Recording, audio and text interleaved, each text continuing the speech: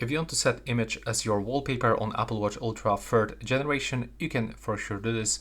Let's say that you are going to use iPhone in this case, so open the Apple Watch application on your iPhone and go into My Watch on the left bottom corner. Then you have to go into all of those watch faces, click on the edit button.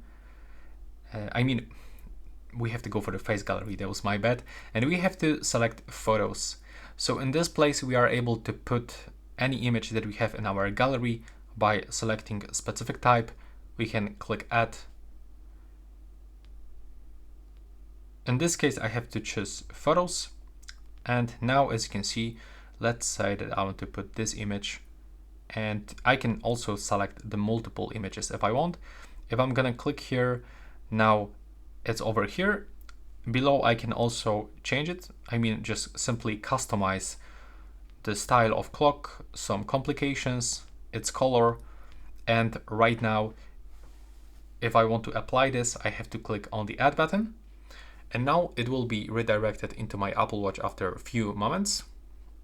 And if I'm gonna swipe like that on this watch face, as you can see, I'm changing the photos that I just put. So that's how you can actually do that step by step, and thanks for watching.